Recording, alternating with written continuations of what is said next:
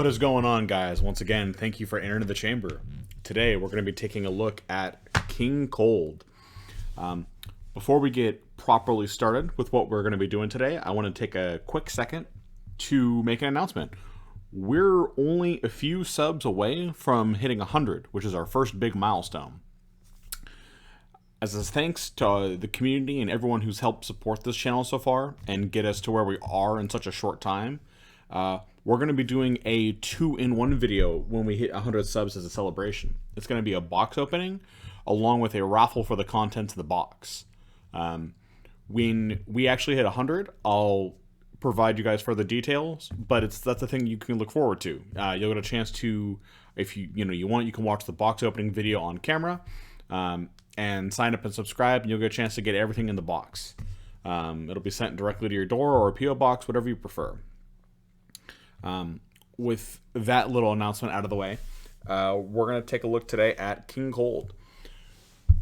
King Cold is a deck that came out from the new set, and it's really promising as a budget-friendly way to start playing green at a competitive level. You don't really have to put a ton of cash into this deck to have it be good. I mean, obviously you can. But the bare bones kit for this deck is very promising. So if you have a friend who maybe wants to try this game but doesn't want to put a lot of money into it, King Cold is an excellent way to do that.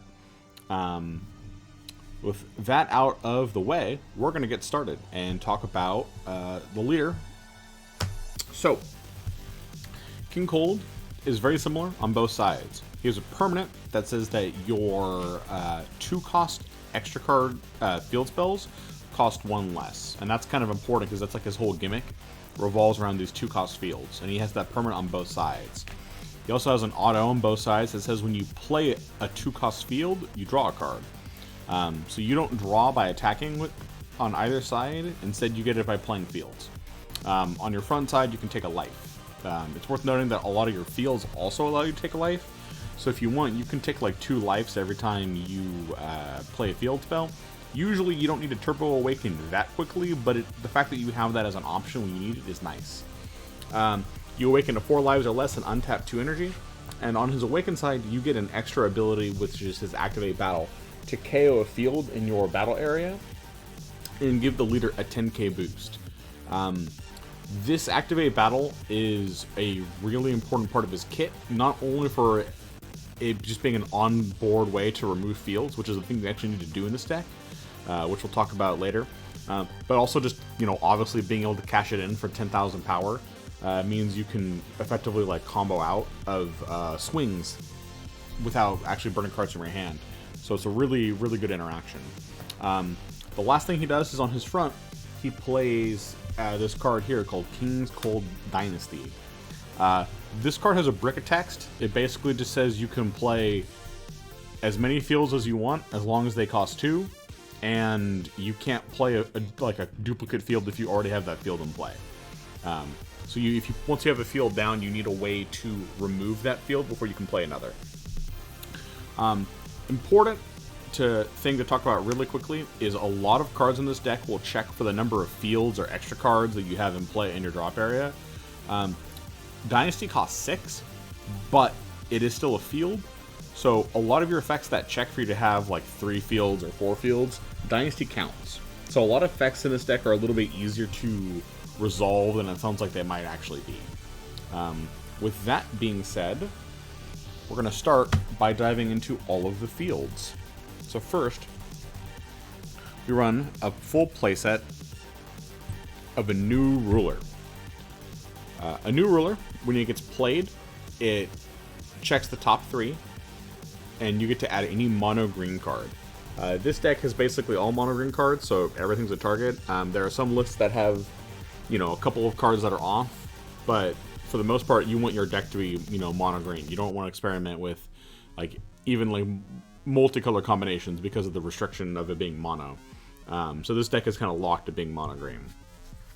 It also has a second auto that when it gets sent from field to drop, you draw a card and then discard a card, which is actually really useful in this deck because of the amount of hand cycling that this card gives you. It's also important to note that the effect to check top 3, the other 2 cards go to the bottom of the deck, We have a couple of shuffle effects, so if you have the bottom deck cards you really care about, it's not the complete end of the world, but for the most part, a new ruler will cycle you through your entire deck. This is one of the main fields that you're going to kind of kill and then replay every turn because you get a lot of value out of it. You play it, you draw a card off your leader, and then you get to check the top 3 after that and add 1 to your hand and bottom deck 2. It just gives you excellent card selection. Next, we run a playset of Anticipated Onslaught. This is personally actually my favorite field. Being able to cheat out any Frieza army or Frieza clan that costs 2 or less on top of drawing a card in conjunction with your, make it 2 cards if you conclude your leader, means this card is like a source of great advantage. We don't have a ton of targets for this card, but when we do, it's nice being able to play certain things from our hand for free, effectively getting to cheat on energy. It also has an auto that says when one of your other fields die, you get to KO something that costs 2 or less. So usually you won't opt to remove this field unless you're going to immediately replay it, because you want this auto to stick around. There's a lot of decks that have random cards that cost 2 or less. It's just like little support pieces that sit out. And being able to remove them on hand without having to put like any real effort into it is a big payoff. Especially with some skill strategies starting to come on the rise, in particular with blue and the new Astonishing Strike card that came out of Supreme Rivalry. Being able to like just KO the skills cards without having to really worry about or invest in it, it's a really nice effect. Our next field, and this is the one that we probably kill the least when we're playing, is we will play 3 copies of Terrified Realization. Terrified Realization lets us draw a card and optionally take a life when we play it, pretty standard. But it has a permanent that says if we have a total of 4 or more fields on our turn, all of our Frieza Clan cards get a 5k boost. A lot of the battle cards in this deck were designed with this card in mind, since there's a lot of our threats that are just a little on the small side. But Terrified Realization makes them into really actually credible threats. We have a lot of 15ks, which moves them to 20. You can often push through damage just by swinging with like some regular vanillas because they're kind of hard to combo out of. And we run 3 only because of its auto to draw a card and then optionally take a life. Even though we really only want to see like 1 copy of it and we can kind of cycle or charge the rest, it's still an effective field to play since it draws us a card and then also draws us a card off of our leader. So that's an effect that we kind of want to have on deck. The last field that we play is 3 copies of Unstoppable Invasion. This card we play not because of its interaction with our ability to like create card advantage, but because it turns our leader into an absolute workhorse. So this card is basically Furthering Destruction Champa on a stick. It gives you a 10k power boost to your leader and gives him double strike. So the obvious application with this card is that you can pump your leader up to 25 or 20, but you really want to use this when you're awakened, so 25. Swing your leader at your opponent's leader, eat Unstoppable Invasion, and boom, just like that, you're at 35k double strike. They're gonna take that damage if they don't like combo out, or if they don't like negate. They're not gonna combo out of that swing. 35 is way too much. But there's actually another use that this has that's a little bit less apparent. This deck has a ton of removal, but it can have a hard time against like bigger cards that have like higher energy costs. So if your opponent swings in with one of these bigger threats, the fact that on your turn you can clap back and just swing with your leader and make him 35k with basically no effort, means that you can use your leader as an actual piece of like fairly hard removal. They basically like every turn you play this card, your opponent almost has to negate the swing, or you're going to get some kind of like large value out of your leader swing. It's a really, really strong effect. But not only that, but its second auto for when it gets removed is also powerful, since it removes a marker from one of our opponent's unisons if they have one. Just on the face of it, being able to remove markers without having to necessarily engage with them directly means we have good unison control. But this card also provides us a lot of insurance, because when a Unison loses a marker, it basically gets reset to factory value. Any kind of like extra abilities that have been added to it, or power boosts that have been given, they all go away. So if your opponent is playing, like, say, for example, Vegex, and they use the, I think it's a -4 on it to give the Gotenks Unison dual attack and a power boost, and then they use their leader ability to give a double strike, you just pop this, and their Unison becomes a 5k vanilla. But just like that. So this card, really, really useful, not only for its offensive capabilities, but also for its defensive capabilities against Unisons. Just remember that if a Unison has an ability to hard printed, like how the Dark Broly 3-cost Unison has double strike, it'll maintain that. It'll only clear abilities that have been added to it, not abilities that it has stock. In total, we run 14 fields, and this is a 55 card list. 54, since King's Cold Dynasty doesn't start in our deck. You should have a steady draw of fields while playing, but don't be afraid to mulligan for more if your opening hand doesn't really have any. This is a deck where you kind of desperately need to see a lot of different fields early on to trigger your leader's ability to draw. Now we're going to talk about our field card payoffs.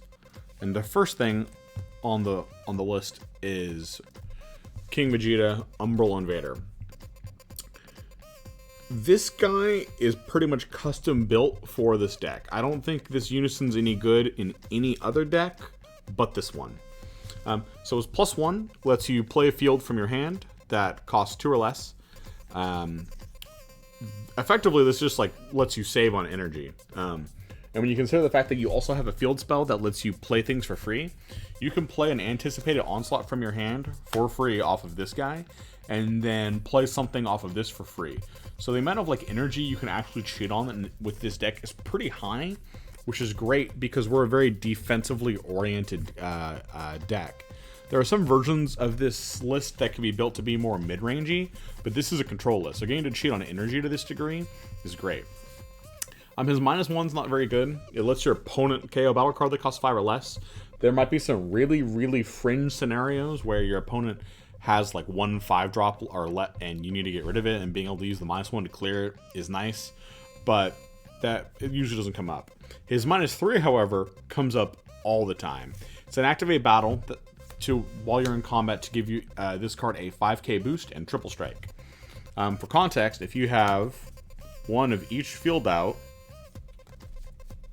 and remember, Dynasty counts too. This is, you start at 15, 20, 5, 30, 5, 40. Become a 40k triple strike for nothing. Just for like doing what this deck wants to do anyways.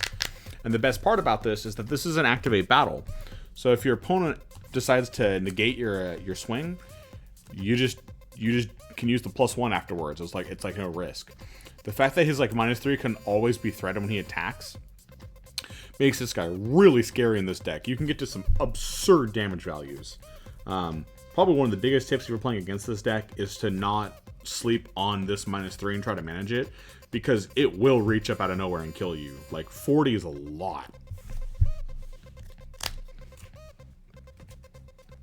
Next, we play a full playset of Cooler Effortless Strike. This card, some people run it at 2, other people run it at 3. We run it at 4, mostly because we're like a firm control deck. You know, we're trying to play a very long game, and Cooler is an excellent counterplay. And it should be noted that he pairs extremely well with Charismatic Villain, which we'll talk about more later. But for now, the thing to keep in mind is that Effortless Strike, being a typical counterplay against cards that cost 4 or less, means he gets around many things that have barrier but not deflect. Charismatic Villain gets around cards that have deflect but not barrier. Obviously, sequencing matters because Charismatic Villain will turn off your ability to play counterplays, but these two cards complement each other's weaknesses. And in this deck, having a full suite of 4 of both gives us a way to manage and control our opponent's boards and plays throughout the entire game. In addition to that, because we're not really a big hand control deck, his auto to make our opponent discard a card actually often will come up, especially like in kind of like the mid of the game when our opponent still has a decent sized hand. So the fact that you get to put one of your opponent's plays to the drop, make them discard a card, and then you get a 15k body afterwards for 1 energy. This card will cost 1. You play a field on your first turn, you play a field on your second turn, and then you start with Dynasty. There's your 3 fields. So this card costs 1 in this deck, like just period. Extremely efficient. Plus, Terrified Realization makes this a 20k card on attack as well. So it's also useful at removing most unisons, threatening battle cards, pushing for damage on our opponent. It's just an all-star in this deck. Easy 4 of. Our next kind of field card payoff is Royal Supremacy. There are some King Cold lists that don't play 4 of this card, and I don't know why you wouldn't. It costs 2, but it becomes free if you have a total of 3 or more fields. And again, King's Cold Dynasty counts, so you only need 2. It's very easy. It's a super shocking death ball. Sorry, don't mind that. That's you didn't get a Facebook notification. That's on me. Sorry. We're gonna do that. Sorry about that, folks. Okay, so when you after playing for free, you negate the attack, and then you destroy a combined total of 3 energy worth of battle cards off of your opponent. So this will clear all their tokens. It can kill a couple 1-drops, a 2-drop, and a 1-drop, a single 3-drop. You get the idea. It's a literally free negate that chips away at our opponent's board in conjunction with our other effects. I just think it's like the best negate in the deck. You should, if you're not playing 4 of this in your build, you should get a 4th or 3rd or 4th copy. This is like one of the reasons to play King Cold is this card right here.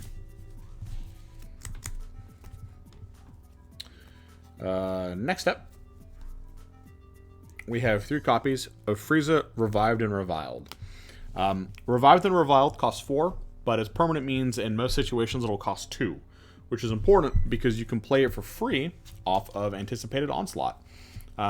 This is probably our ideal card to play with Anticipated Onslaught. Because at 2 energy for a 20k dual attack, 25 with Terrified Realization, that's like okay. It's not great, but it's not terrible. But getting this card for free is superb. He's also a blocker, and his auto eating a field to restand sometimes comes up. Not all the time, but sometimes.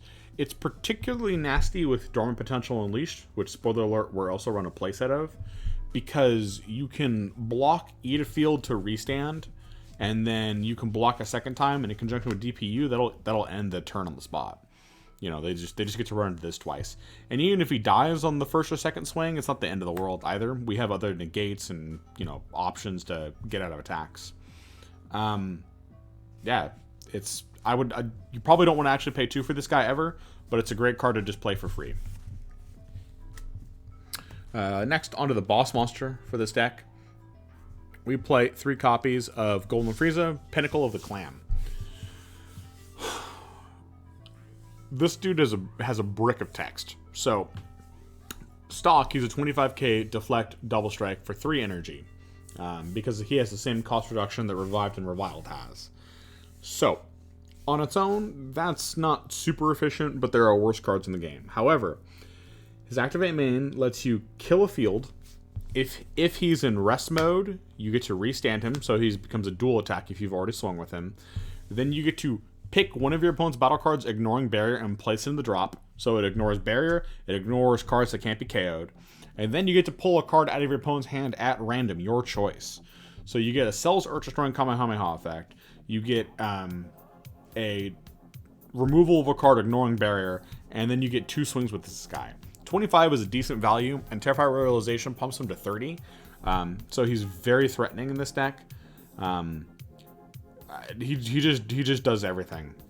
You usually want to play this guy on like turn 4 or higher, since turn 3 it leaves you without energy, unless you can set it up so you can awaken on turn 3, in which case you should truly play this and then awaken. The fact that you just get removal on hand and control on top of like a 30k double on a stick, if your opponent doesn't remove this card like in a turn, they're gonna get just ran over by like the straight advantage. It's too much to deal with. 3 energy is a hefty investment, but this is the main thing we're putting our energy into in this deck on our turns.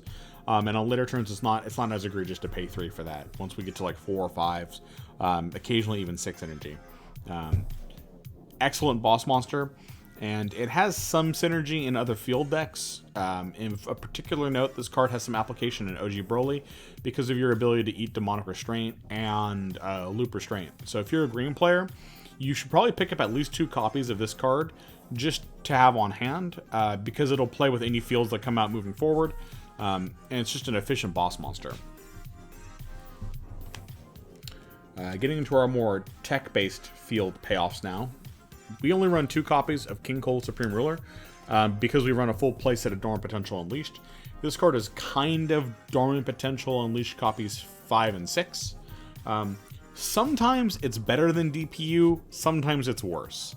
So it's better when it just stops our opponent's turn cold. If we can, maybe our Unison's already done its thing and we don't care about it anymore. Or our opponent just doesn't have the resources to properly threaten it. Because his auto only makes them pitch when they attack a leader card. So he costs 1, which is nice. And making our opponent pitch when they attack us is nice. But they can attack our board and they can attack our Unison at no cost. And sometimes that can be really awkward. Which makes him, like I said, worse than just like an extra copy of DPU. But in situations where our opponent just really needs to kill us, the fact that he's a hard negate and then puts penalties on our opponent for continuing to attack our leader afterwards means he is a great card. For best of 3s, I would probably sideboard at least 1 more, maybe 2 more copies of this card and then just mainboard 2. If you don't have 4 DPU or don't want to run 4 DPU, I would immediately max this card. If I was only 3 DPUs or less, I would probably max this card. That's really all there's to say about it, though. Next, we run 1 copy of Frieza Demolisher Planet Vegeta. This is a board control deck, first and foremost. So usually our opponent's board will not get out of control, but some decks can really swarm a field. Or, they're very good at rebuilding after we destroy their assets, which is where this card comes in. So when you play him, you draw a card. It's pretty boring, but you can pay 2 more energy when he gets played for a total of 3. KO a field, destroy all of our opponent's battle cards, not ignoring barrier. And then he becomes a 20k double strike, which is cool. That makes him a very threatening body. Being able to clear have an option to out large boards is just nice in this deck. And it's only 1 copy, but remember that a new ruler, you check top 3 and then you put the other cards on the bottom, and you're probably resolving this effect almost every turn. Unless you're resolving a different field, in which case you're just drawing 2 cards a turn. But either way, you're going to cycle through your deck very quickly. So even though there's only 1 copy of this card, usually in the matchups you need it, if it's in your deck and not in your life, you can find it. So we like having the 1 of just to have as like an option that we can run into for the matchups where it's important. Next, and unironically, this is probably the best card in the deck. We have our 4 copies of Berry Blue. So Berry Blue does a ton of stuff. So her auto, when she gets played, she finds any field or our Unison in the top 7 cards of our deck. So she can find us fields if we're missing a field or we need like a different field that we haven't found yet. If we're missing our Unison, she finds our Unison. This deck becomes way better if it gets its Unison in play early. So the fact that she can also search and find that is great. So just as a searcher, we'd probably play a full playset of her, because again, we can play her for free off Anticipated Onslaught. That on her own is a great card. But this activate main here to pay a single green and then activate a field from our drop area pushes her into overdrive. If you can keep Berry Blue out for like a couple of turns, you will absolutely bury your opponent. Because, like, let's take for example a new ruler, because we use that card as an example a lot. So if you play a new ruler from your discard area, that's a +1 just on its own, because you can cash in the physical card, a new ruler, to resolve certain card effects. For KOing, you can cash in his combo power. It is absolutely a +1. Then you draw a card off of your leader. That's a +2 now. Then, a new ruler will check the top 3 cards of your deck and add one to your hand. And now you're at a +3. You got 2 extra cards to your hand and an extra card in play for a single energy. That's an absurd amount of value. If you hit your opponent with that 2 or 3 times in a game and they like let it happen, they're dead. The amount of card advantage you'll get off of Very Blue is insane. The best thing you can do if you're playing against this deck is to not let this card stick, and ideally maybe even counterplay it to stop them from getting the search the card advantage. Like even just like worst case scenario, if they play this card later in the game for 1 and search and then immediately grab the field they don't have from the drop area, just that on its own is a lot of advantage for 2 energy, just on its own. The biggest tip I'd probably give you if you're playing with this deck for this card is to don't put multiple copies out, because she kind of has diminishing returns, and you don't want to set yourself up to lose like multiple copies at once. You should only ever have like 1 of this girl out at a time. And you should do almost everything you can to protect her, because she is your card advantage engine.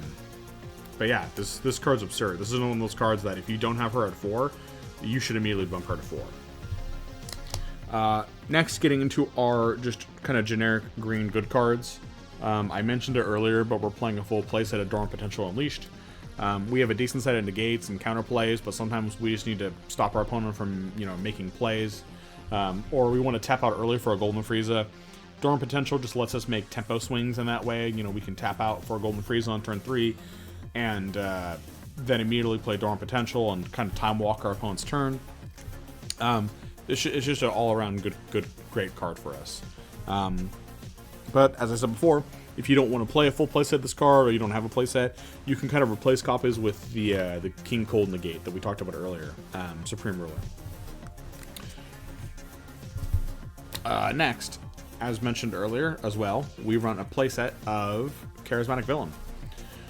Villain does overtime in this deck because, in addition to just what he usually does, KOing a 7-drop or less as a free counterplay, he is obviously a Frieza clan, which means he becomes a 15k with Terrified Realization now. So, in this deck, Charismatic Villain is also, threatening. At 15, he's a reasonably threatening card. He forces your opponent to combo out of his attack, or he can plink unisons, he can plink markers off of a unison. He's already kind of like a green staple, but in this deck he pulls double duty. Next, and this is our only kind of unique tech piece, is we play 2 copies of Cocoon Set. As you've seen from the rest of the cards on this deck, we have a variety of board removal. Charismatic Villain, Dormant Potential Unleashed, the Royal Supremacy, getting to kill cards off of Anticipated Onslaught, running cards over with our leader, Golden Frieza, you get the idea. But if our opponent plays a big nasty boss monster that costs 8 or higher, we don't have a good way to interact with it on their turn. We just don't. So Cocoonsa gives us a way to KO threats on our opponent's turn. If they play something really devastating and we just need an out to it, she fills that hole for us. Plus, as a 20k body that only costs 2 when you play her, since she gets her cost reduced by 2. A 2-cost negate that KOs a card and then leaves you a 20k body is still very stat efficient, and we tend to leave a lot of energy up in this deck, other than the turns we play Golden Frieza, which we only do 1 or 2 times a game. So she pulls a lot of weight in this deck, and she's a good addition. And then finally, for our super combos, we play 4 copies of Vanquisher Villainy. To be perfectly frank and transparent, this card is not as good as Defending Father Paragus. So if you have it, run it. I just really like Saiyaman, and this card is close enough. You absolutely need to run either this card or Defending Father Paragus, because our hands get a little cloggy with fields, and it can be sometimes hard to accrue a lot of combo power in our hands, or we'll get extra fields we just don't need. So other than just charging them away, this card, putting them at the bottom of our deck, can also help us push in to find cards that are actually useful. And then finally, the SCR for the deck, we run Monkey. There's really only 2 SCRs I think you can plausibly run in this deck right now, which is obviously this card right here, and then the Xenoboo that costs 10 and gets its cost reduced by 7, the counter. Counter is great at offensively pushing for game because you can swing with your unison, and if your opponent activates a negate, you can just use the counter to push through, and then use his -3 and pump him to 40 triple and end the game. So that card is like an excellent offensive unison, offensive SCR. We run Monkey because it's a last-ditch defensive trick. This deck is almost entirely defense, and it's going to be very tough for our opponent to push through for any kind of meaningful damage.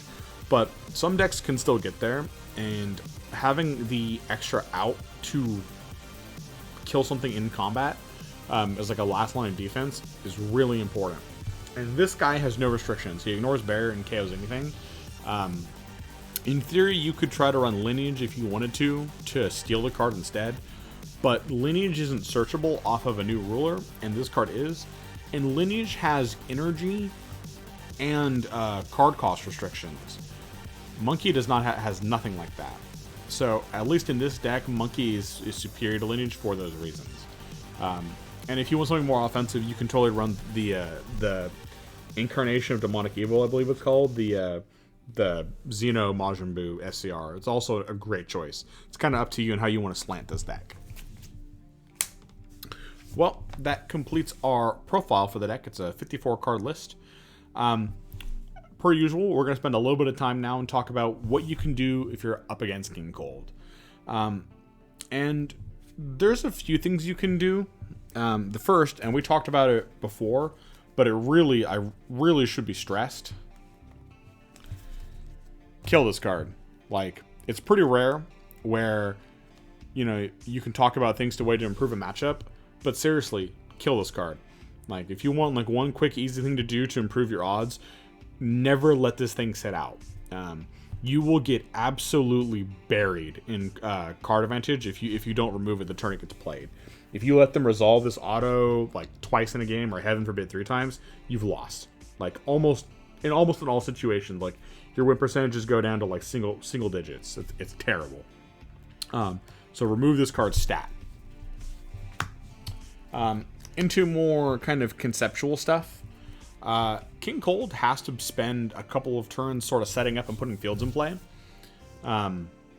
His ability to cheat cards out off of an anticipated onslaught will help him get around this loss of time, since this can play cards for free, so you can at least start to cultivate a board a little bit. But the reality is there's not that many cards we can physically play off anticipated onslaught, at least in this list. Some lists will run more, but either way, he has to lose time to set up, so you should take advantage of that. If you're kind of a early deck that needs a little bit of time, you should be confident that your opponent can't really properly interact with you. And if you're more like aggressive and down to earth, your first couple turns are just they're basically free. Your opponent really can't do a whole lot. So you should try to take advantage of that like window of time that King Cold gives you. It's not a lot of time, but sometimes it's enough. Especially if you're playing like a deck like Majin Vegeta, for example. Getting a couple of free turns can be all the time you would need. As far as gameplay tactics you can use, Cold has a variety of different builds and negates, but the common thread that ties them all together is their unparalleled ability to just keep a board clear. Whatever you play on your turn, in general, there's a couple of exceptions for decks that can really stick threats, like Dark Broly comes to mind, but for the most part, whatever cards you're playing down, King Cold is probably going to clear out next turn. Either through combat or counterplaying or, just running stuff over or using effects to destroy the cards directly. They have their options. So you should not play cards that you cannot immediately get some value out of. Like, if you have some kind of value engine that you need to stick around, you shouldn't even bother investing the energy in it, probably, because it's just going to die. Unless, like, you desperately need that effect for that turn. If you have a couple energy left over and you're thinking about playing an extra card off to be energy efficient, it's probably not worth it unless you can really cash in some value on that battle card immediately, because they're just going to counterplay it or kill it. So the best thing you can do because of that is only play cards if you can immediately get something out of it. Obviously, they still have counterplays. They still have negates. You're not always guaranteed to get value out of the cards that you play. But you don't want to just kind of idly commit to a board and invest your hand and resources into it and not get value out of it. That's probably the best thing that you can do. Obviously, this is going to be, you know, deck and matchup contextual. But yeah, don't let them just like, don't give them like free targets to remove and KO and clear off for no value on your end. This deck grinds extremely hard, like almost Dark Broly levels of hard. So if you give them the avenue to grind you out, they're going to grind you out. But that's going to conclude our deck profile for King Cold. It's a really fun deck. It's relatively budget friendly. Because you don't need to run Dorm Potential Unleash. You don't need to run an SCR if you're starting out. You know, you can just max like the King Cold Supreme Ruler, I believe is what it's called. This card. You can just like max this card out, and you know, you'll cover your defenses. It's a great way to kind of get started with the game. To recap what we talked about earlier, as the time of this recording, we're at 93 subs. At 100 subs, we're going to do a box opening video and then give that box away that we open on camera in a raffle. As thanks to the community for helping us get so far so quickly. I'm really blown away by the support and interaction the community's given as like a newer channel. I want to start trying to do even more stuff for you guys. The experience so far has been great. So thank you. Thank you a lot for all of you. If you're still here, make sure to like this video and subscribe. Consider following our Facebook page. Once again, guys, thanks for entering the chamber.